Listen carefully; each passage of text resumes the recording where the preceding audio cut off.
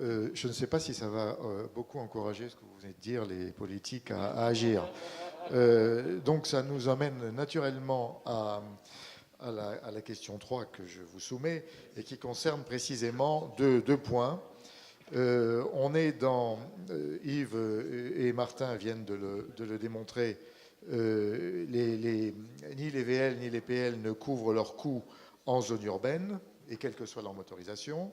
Et pourtant, aucune collectivité française n'a à ce jour introduit ce pourquoi Louis Nègre s'est battu, en particulier, qui est le péage urbain, alors que la possibilité existe à partir d'un certain niveau, en tout cas. En revanche, quelques collectivités ont instauré la gratuité des transports publics urbains, et c'est encore en débat en ce moment même, en Ile-de-France, comme vous le savez, même si on peut en imaginer l'issue. Comment sortir de cette relative contradiction? Et alors, question qui va sûrement fâcher certains, jusqu'où et à quelles conditions la collectivité peut-elle accepter de subventionner les modes qui procurent des bénéfices externes mais ne couvrent pas leurs coûts externes aussi, comme, je cite l'étude, comme le ferroviaire ou le transport public urbain. Alors Yves, c'est bien ça qui est dit dans l'étude, oui, la question qui est posée en tout cas. Oui, tout à fait. Juste 3 chiffres en réponse. Vous allez dans les comptes transport de la Nation qui sont parus début septembre et vous regardez ce qui s'est passé sur les investissements, sur les infrastructures de transport de 2007 à 2017. Et vous vous apercevez qu'on a baissé de 35% les investissements routiers. On est passé d'un peu plus de 12 à un peu moins de 8 milliards d'euros par an. On a augmenté de 77% les investissements ferroviaires, au-delà de 4 milliards d'euros par an. Ça, c'est le Grenelle qui est passé par là. Et on a augmenté de 81% les investissements sur les transports collectifs, à peu près pour les mêmes montants, 4 milliards par an. Autrement dit, il y a eu une vraie mutation qui a été faite, parce que beaucoup d'élus locaux, d'autorités organisatrices ont pris le taureau par les cornes et ont dit, voilà, il faut faire un tramway, il faut réguler, il faut, etc. Et puis les départements, la vignette ayant disparu, etc., les départements ont serré la vis et les communes ont serré la vis sur les dépenses d'investissement sur les infrastructures. Du point de vue de l'État, il y a un petit serrage de vis, mais moins important.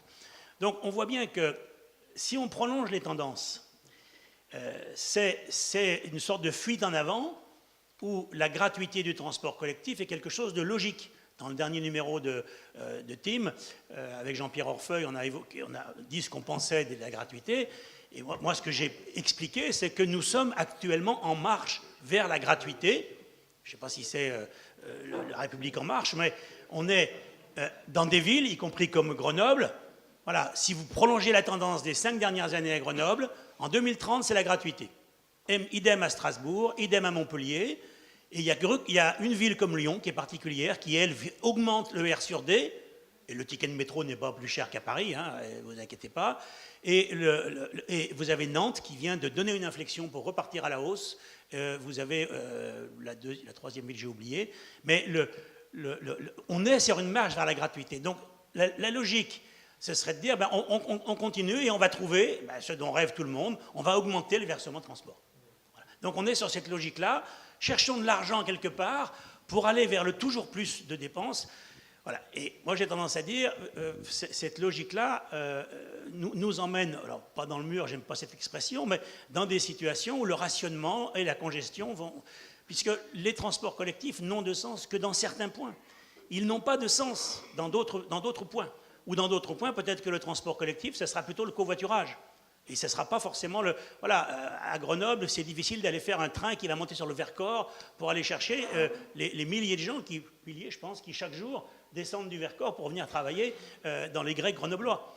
Donc, de fait, il faut aujourd'hui faire une pause en regardant quels sont dans les transports collectifs les investissements pertinents, ceux qu'il faut développer et ceux qui ne sont pas indispensables. Il faut regarder ce qui se passe sur le ferroviaire de la même façon. Le rapport Spinetta dit là-dessus des choses intéressantes. On n'est pas obligé de fermer toutes les petites lignes, mais on peut regarder ce qui se passe globalement. Et puis sur les routes, on va pas pouvoir descendre continuellement de 12 à 8 milliards et puis continuer à descendre dans les années à venir, compte tenu de ce que nous a rappelé l'exemple italien. Donc voilà, ça c'est une première chose. On a vécu en quelque sorte un âge d'or de l'inflexion des politiques de mobilité depuis 10-15 ans.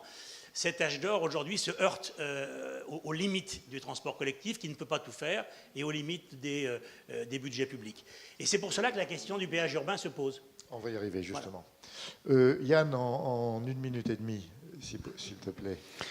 En 1 minute et demie, je pense qu'il ne faut pas qu'on fasse une erreur. Ce qu'on est en train de questionner là, c'est le modèle économique des mobilités de demain. Encore une fois, le demain, c'est un pas de 10 ans. Et en termes de services de mobilité, il faut qu'on mesure le rythme auquel il faut qu'on aille. Mais si tu me permets, tu l'as dit dans ton introduction tout à l'heure, il y a le modèle économique de l'urbain et de l'interurbain. Il y a le modèle économique, si je vais un peu plus loin, des déplacements occasionnels et longue distance et des déplacements quotidiens. Et là où nous avons l'essentiel de l'enjeu dans les années à venir, paradoxalement, c'est dans les déplacements du quotidien. Je prends comme illustration le territoire que je connais bien. 60% des gaz à émissions d'effet de serre dans notre territoire, pour les gaz à émissions d'effet de serre dus au transport, sont dus au déplacement quotidien entre le périurbain et le cœur urbain. Et donc si nous voulons gagner la bataille climatique, c'est bien sur ces déplacements-là qu'il nous faut faire la révolution en termes de système économique des mobilités. Et là, je me permets de te reprendre un tout petit peu. C'est que sur le périurbain, l'enjeu, ça va être de nouvelles infrastructures de mobilité, et le RER à la Grenobloise, comme d'autres territoires le demandent ailleurs. Ça va être de créer des infrastructures de covoiturage et des services de covoiturage, et ça va demander de la subvention publique. Et donc il va bien nous falloir aussi créer une recette qui puisse être affectée à ces nouvelles mobilités. Le paquet dans les 10 années à venir, il n'est pas dans les cœurs urbains. Quand on parle de comment on tarife l'urbain, l'enjeu, ce n'est pas l'urbain en lui-même. L'enjeu, c'est tous ces déplacements pendulaires, comment on arrive à en modifier les comportements radicalement, et la tarification doit aider à un meilleur remplissage des véhicules, ce que tu indiques très très bien dans ta note, mais comment on crée de nouveaux services de mobilité pour ces publics qui aujourd'hui n'en ont pas forcément. Et services de mobilité, ce n'est pas nécessairement du transport public, ça peut être de l'articulation avec du ferroviaire, ça peut être du covoiturage, et c'est pas gratuit non plus, le covoiturage. Je veux qu'on sorte de cette idée où il y aurait un système de mobilité qui, lui, serait gratuit. Ça n'existe pas en système de mobilité, une politique de mobilité qui ne bénéficie pas de recettes, y compris la route actuellement. Ce qu'il faut qu'on arrive à inverser, c'est la hiérarchie de la proportion de contribution par l'usager et de la proportion de contribution par le contribuable. Et aujourd'hui, on part de très très loin, puisqu'en fait, là où la proportion par l'usager est le plus faible, c'est sur l'usage de la route, paradoxalement. Et donc, il faut qu'on arrive à inverser cette pyramide, notamment si on veut pouvoir mettre le paquet sur le périurbain, parce que c'est bien là qu'est l'enjeu climatique. Bien sûr, bien sûr. François Durovray, sur cette double question. Oui, la question, elle est technique évidemment, économique, elle est sociale aussi. Moi, j'ai retenu de l'étude, d'une part, que la route en ville ne payait pas ce qu'elle devait, et qu'en zone interurbaine ou rurale, les transports ferroviaires n'étaient pas non plus la solution. Et ça vient corroborer un peu le travail qu'on a fait au COI avec Philippe et avec Louis et d'autres pour... Oui, bien sûr, je n'ai pas dit l'inverse, bien sûr. Je n'ai pas dit, oui, bien sûr, je n'ai pas dit l'inverse. Mais en tout état de cause, on voit bien qu'on pourrait être tenté, si je poussais à l'extrême le raisonnement, de se dire qu'on interdit ou on limite l'usage de la voiture en la tarifant en ville, quitte à subventionner les transports publics, et qu'en zone interurbaine, on empêche le développement des transports en commun et on remplace les transports en commun par le covoiturage ou par des bus ou autre. Et là, il y a une dimension sociale qu'il faut prendre en compte. C'est qu'on ne peut pas dire à une partie des Français qui n'ont plus accès à la ville parce qu'ils vivent en dehors de la ville. Et cette dimension sociale qui est extrêmement importante et qui a été évoquée à la fin de son propos par François Poupart, me semble devoir continuer à être creusée. En tout état de cause, moi qui suis un élu francilien, et par rapport à la deuxième partie de la question qui concerne la tarification, Moi, je suis tout à fait favorable à ce qu'on expérimente le péage urbain, etc. On a vu qu'il y a des expérimentations, et après, il y a les coûts de gestion qui méritent d'être regardés. Mais la question du péage urbain n'est pas une question taboue pour moi, et on voit que dans les villes qui l'ont expérimenté, il y a eu de vrais effets. En revanche, il y a la question des transports publics, et particulièrement en Ile-de-France, par rapport à la question de la tarification et de la gratuité des transports publics. Je pense qu'aujourd'hui, particulièrement en Ile-de-France, la question, c'est pas la demande, c'est l'offre.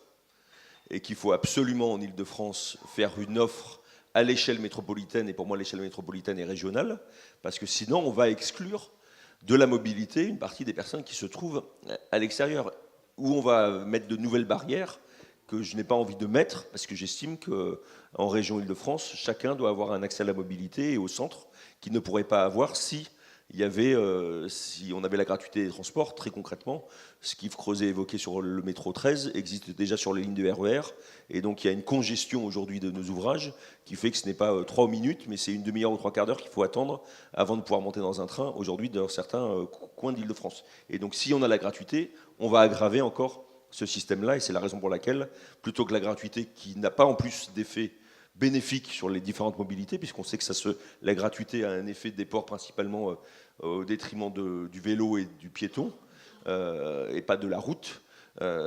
Donc je considère que cet argent qu'on pourrait utiliser pour la gratuité, il vaut mieux le mettre sur l'offre, en tout cas en Ile-de-France. Alors, ce débat sur péage ou gratuité, il y a un petit paradoxe, parce qu'on s'est posé tout à l'heure la question de comment trouver le chemin pour mettre à péage, et tout d'un coup, pof, on va mettre les choses gratuites. Il y a un petit paradoxe. Bon, d'abord, je voudrais dire que le fait que la route ne paye pas ses coûts, c'est pas un point de vue partagé par tout le monde. Et en particulier dans le compte transport, on voit bien que entre les tarifs et surtout les taxes et impôts divers imposés à la route, la contribution des usagers de la route est très importante, et en tout cas elle est bien plus importante que les coûts directs. Alors il y a un débat de savoir si elle l'est plus que les coûts directs et indirects, mais en tout cas elle est de l'ordre du double des coûts directs. Et quand vous discutez avec des gens comme les usagers de la route, la Fédération nationale des transports routiers, etc., le discours c'est rendez la monnaie. C'est pas du tout faites-moi payer à hauteur de ce que je coûte, c'est rendez la monnaie. Et encore une fois, on va avoir ce débat dès lors qu'on va commencer à mettre à péage. Je suis d'accord sur le fait que, comme disait Churchill, les repas gratuits, ça n'existe pas. Il y a bien quelqu'un qui paye à un moment. Et dans les 10 dernières années, on a augmenté, pour les transports collectifs et les transports ferroviaires, les investissements et les coûts d'exploitation. On a augmenté les réseaux de bus dans les grandes agglomérations, on a augmenté les investissements en TGV, en métro, en tramway divers. Et donc, comme on n'a pas bouleversé complètement les équilibres économiques, comme on n'a pas fait jumper les tarifs, on s'est retrouvé dans une situation où on a essayé tant bien que mal d'augmenter un tout petit peu le versement de transport, mais au bout d'un moment, les entreprises elles disent stop. On a essayé d'augmenter les contributions publiques, mais au bout d'un moment, les contribuables disent stop. Et qu'est-ce qui se passe? On a augmenté les déficits. Voilà. Et donc nos systèmes de transport, et en partie de transport collectif et ferroviaire, ont vu leur déficit bondir, d'abord par les coûts d'investissement, les fameux TGV pour le ferroviaire, et ensuite les déficits d'exploitation, avec des valeurs aujourd'hui, je ne voudrais pas rappeler les chiffres, mais 50 milliards de dettes ferroviaires, des trajectoires complètement divergentes dans les grandes métropoles entre la capacité de couvrir les déficits et si on se place à 10 ans, les coûts de ces transports avec des R sur D, enfin des couvertures par l'usager qui ne sont pas très bonnes et qui sont en tout cas décroissantes. Et donc ça nous pose une deuxième question avec la dette qui augmente. C'est qu'est-ce qu'on fait dans une organisation quand la dette augmente? On va sacrifier les budgets d'entretien. Alors sacrifier les budgets d'entretien, ça va la première année, et puis ça va la deuxième, mais au bout de 10 ans, votre patrimoine est en loc, et vous êtes quand même obligé de prendre des décisions, c'est soit de le réparer, et là ça coûte 10 fois plus cher, soit de fermer. Alors, est-ce qu'il faut fermer les petites lignes, par exemple? Est-ce qu'il faut fermer les ponts en Allemagne, ou les routes, les ouvrages aux États-Unis? Les États-Unis, on ferme parce que ça s'écroule. Alors, je ne parle même pas de l'Italie, récemment. Bon. Et cette question du patrimoine, elle est très importante, parce que, en fait, non seulement, comme le dit l'adage, c'est ce qu'on lègue à nos enfants, mais un patrimoine, ça peut perdre de sa valeur. Dit autrement, ça peut s'écrouler parce qu'on s'en est pas occupé. Et là, tout d'un coup, on se rend compte que l'économie du pays, elle repose sur l'infrastructure. Et du coup, vous avez des effets macroéconomiques très importants. Dernier point, dernière réflexion, je suis complètement d'accord avec ce que dit François Durovray. Il y a une question dans les zones denses, mais on a une problématique dans notre pays qui est le risque de décrochage des zones peu denses, soit les grandes périphéries, soit même le rural, et le sentiment de relégation des gens qui habitent dans ces zones, parce que les services publics y sont peu denses, les écoles y sont peu denses, les transports ne sont pas très efficaces. Et du coup, ça pose même une question, finalement, démocratique, c'est-à-dire, est-ce que l'État s'occupe de moi, avec des sentiments d'abandon très forts dans la diagonale du vide ou dans des secteurs où vous avez beaucoup de ruralité ou des villes moyennes. Et ça, c'est une question auquel est confronté l'État aujourd'hui. Vous avez des grands débats qui sont de savoir, en termes de transport et de mobilité, ce qu'on peut faire sans évidemment se ruiner et sans faire non plus du cosmétique pour, je dirais, offrir l'accessibilité aux gens qui sont dans les zones peu denses. C'est pas facile parce que c'est peu dense, donc l'accessibilité, il faut aller vite, mais du coup, il faut des infrastructures extrêmement coûteuses et c'est vraiment une question redoutable. Si vous voulez bien, parce que j'ai pu comprendre que le ministre actuel du Parlement maintenu vous attend. Est-ce que on va, depuis 2 semaines. Est-ce que vous voulez bien répondre dans la foulée à la question 4, vous l'avez déjà abordée, tout le monde l'a abordée, qui porte plus spécifiquement, ça a été dit tout à l'heure, sur l'application plus ou moins radicale des principes d'utilisateur-payeur et de pollueur-payeur, et appliquée en particulier à la route. C'est-à-dire, est-ce que, on a déjà soulevé ces sujets-là dans d'autres circonstances, mais est-ce qu'il faut que les routes deviennent payantes, aussi bien pour les PL, on l'a déjà essayé sans succès, mais aussi les VL, ce qui serait une petite révolution, en fonction de la distance parcourue, et comme le préconise la fameuse directive Eurovignette qui se prépare. Alors, à quelles conditions est acceptable? Comme gestionnaire des routes gratuites, j'aimerais bien qu'elles deviennent payantes pour avoir un peu plus d'argent, mais au-delà de la boutade. Nous avons en France un système assez curieux, un petit peu unique en Europe, où on a des routes super luxe, super chères, mais vraiment super chères, dont le tarif dépasse le coût complet même.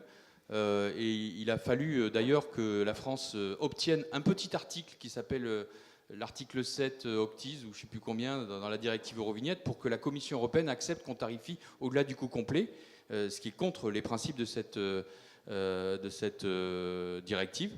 Je rappelle par exemple que les chiffres à avoir sont importants. Le secteur autoroutier concédé rapporte 10 milliards d'euros par an de chiffre d'affaires. Sur ces 10 milliards, il y a un peu moins de 4 milliards de fiscalité.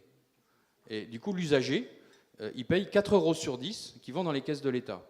Alors, le ministère du Budget est content. Moi, un peu moins parce que ça passe pas par la FIT, tout ça. Enfin, il y en a un petit peu qui va à la FIT, mais pas trop. Mais quand même, l'usager, il a quand même l'impression de payer une part d'impôt très significative. Et ça, c'est pas le coût complet de l'infrastructure, c'est au-delà du coût complet.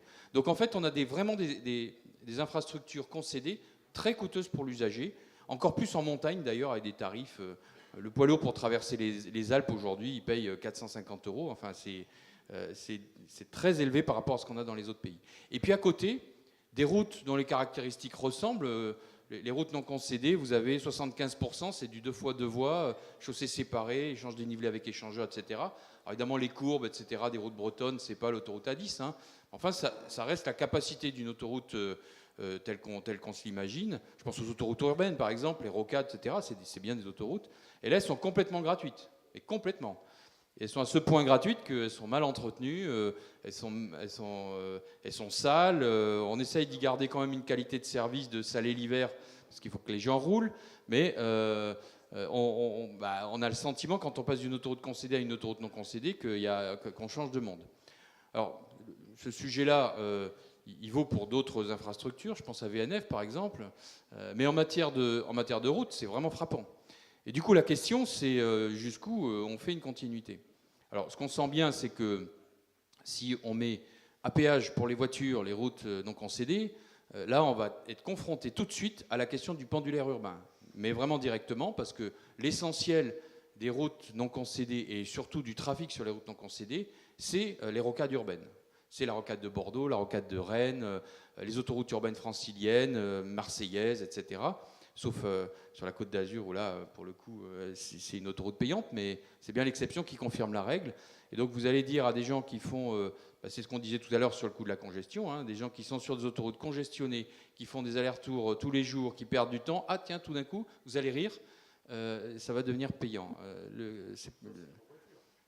Alors évidemment, on peut trier, on peut imaginer des voies réservées et avoir comme les Américains, des voies réservées pour les covoitureurs à 2, à 3, voire même des voies réservées pour ceux qui payent.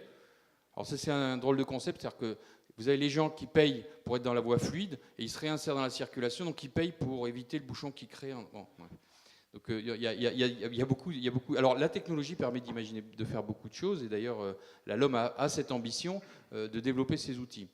Mais franchement, la question de mettre à péage les routes urbaines, les autoroutes urbaines, c'est difficile de la traiter au niveau national. On voit mal comment l'État pourrait porter ce genre de choses, a fortiori sur l'ensemble du territoire, sans un portage politique par les élus de la métropole concernée.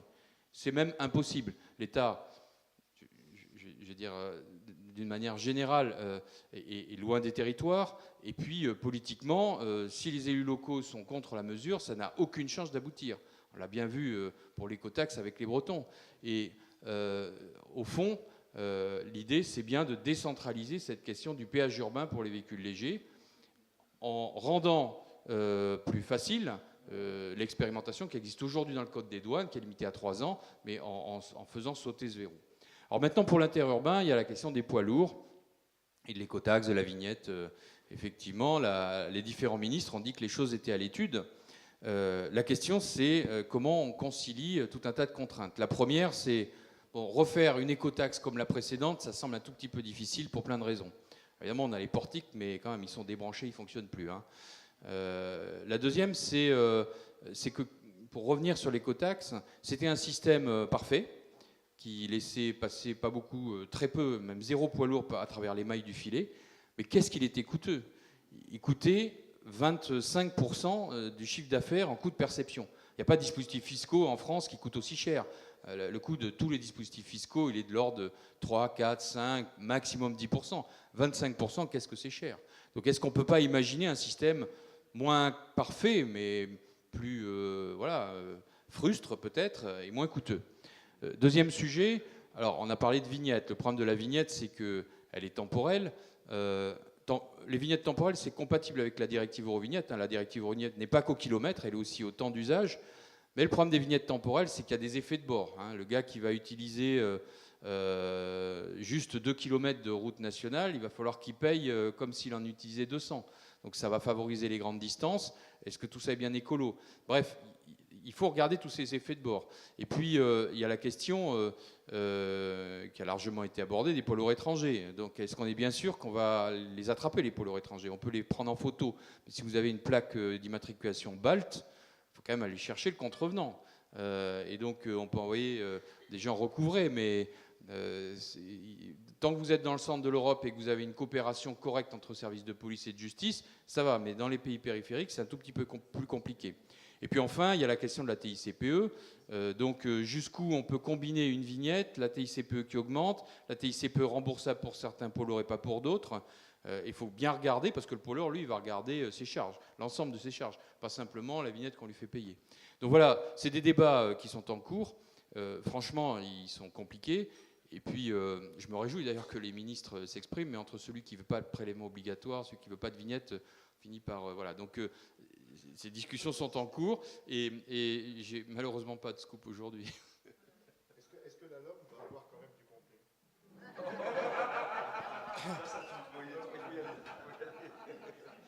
Alors, c'est juste un mot, évidemment, mais c'est pas du tout une esquive. Ces dispositifs, en particulier vignettes, taxation, etc., ça prend beaucoup plus leur place.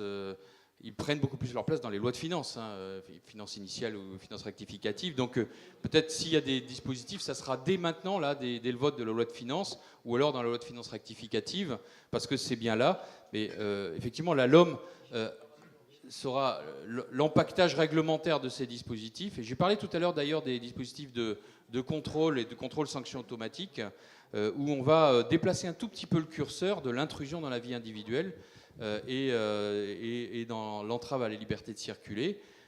Encore une fois, c'est des débats juridiques compliqués, mais on souhaite les déplacer un petit peu, ces curseurs, pour que ces dispositifs soient efficaces. Parce que c'est bien beau d'imaginer tout type de dispositif, mais encore une fois, s'ils ne sont pas contrôlés, ça ne sert à rien.